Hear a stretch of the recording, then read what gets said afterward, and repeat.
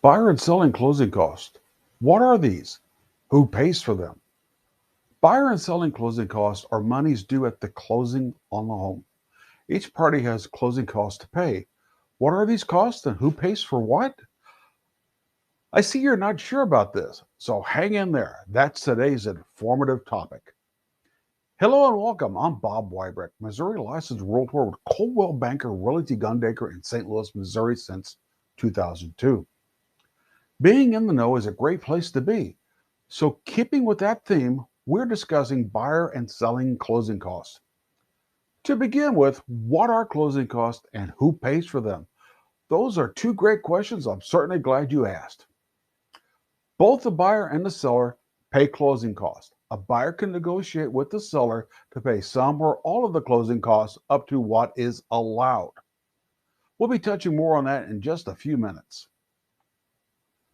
Closing costs are an important part of the real estate transaction that both the buyer and the seller need to be aware of and prepared for.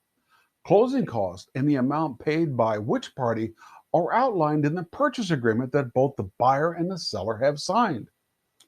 Let's look at the typical buyer closing costs first. What are the closing costs for the buyer? Buyer closing costs can be divided into two parts. The first part are the costs associated with the purchase of the home. This would include, but not be limited to, such fees as home inspections, first year homeowners insurance, title and survey fees, additional fees charged by the brokerage, home warranty if desired, just to mention a few. The second would be the fees the lender charges in exchange for the home loan itself. These fees would be for loan origination, home appraisal, flood certification, and title search. This may be included but not duplicated in the home purchase fees that we previously discussed. Depending on the type of loan the buyer receives, there may be additional fees associated with the loan, such as for FHA loans. This home loan requires an upfront mortgage insurance payment of 1.75% of the loan amount and a monthly fee. For VA loans, these home loans require a one-time funding fee, which is determined by the loan amount, the buyer's service history, and other factors. Fees for this loan can be paid all or in part by the buyer or rolled into the loan. And C, conventional loans. These loans require private mortgage insurance if the buyer's down payment is less than 20%. The fee varies by lender and is paid monthly until the 20% homeowner's equity has been reached. This is not actually a closing cost, but it's something to be made aware of. Together, these two parts make up the buyer's closing costs, which may be anywhere from 3 to 6% of the home purchase price. For an example, a mortgage on a $300,000 home, a buyer may expect to pay $9,000 to $18,000 in closing costs. This can vary depending on the local market at the time of closing. FYI, the closing costs are not part of the down payment which a buyer may need to make on a home. Depending on the type of loan obtained by the buyer and their ability to pay, the down payment required may be as little as 0 to 20% or more. So moving on to seller closing costs. What are closing costs for the seller? Seller closing costs are a mix of taxes, service fees, and prepayments, which vary depending on the purchase agreement, location, and market conditions. What type of closing costs may a seller expect to pay? The seller will quickly discover that the closing costs can reach as much as 10% of the sales price or more. Closing costs may include, but not be limited to, the agent's commission. The seller usually pays for the commission of both agents. This fee is negotiated between the seller and the listing agent, who shares the commission with the buyer or the buyer's agent. Prorated property taxes. The seller will pay a percentage of the property tax from January 1st to the closing date. For example, a home was closed on June 30th and the annual property tax is $1,000. June 30th represents mid-year and the seller and buyer will both pay $500.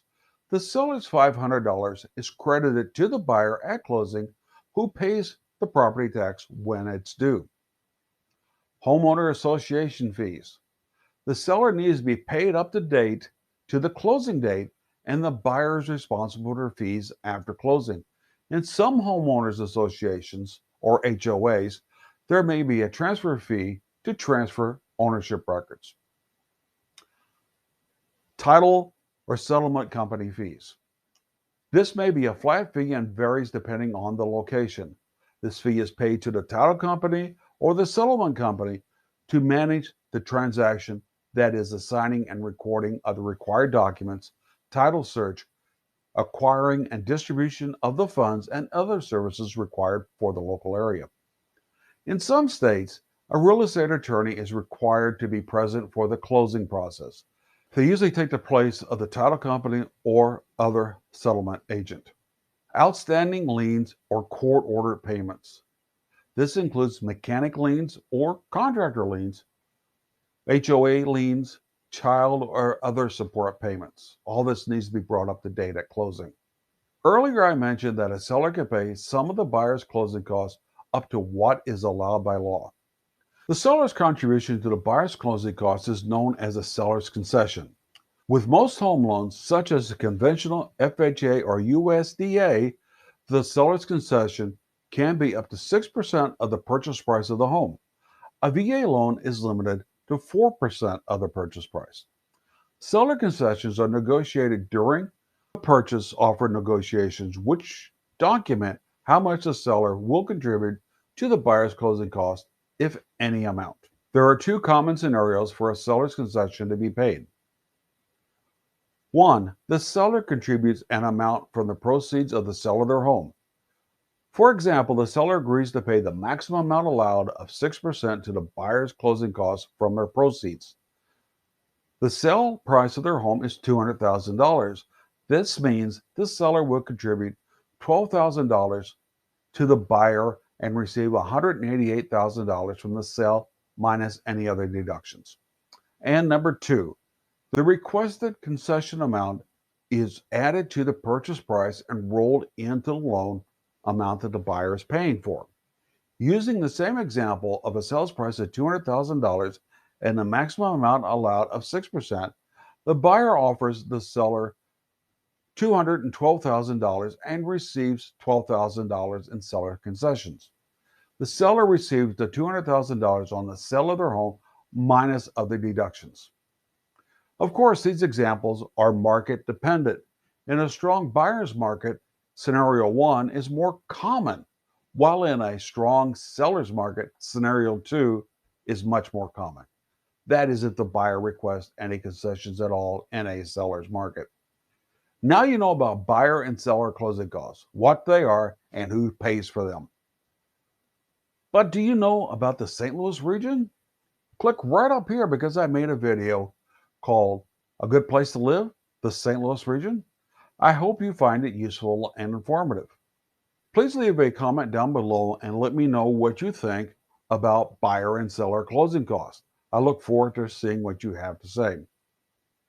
As always, make it a great day, and I will see you next Wednesday.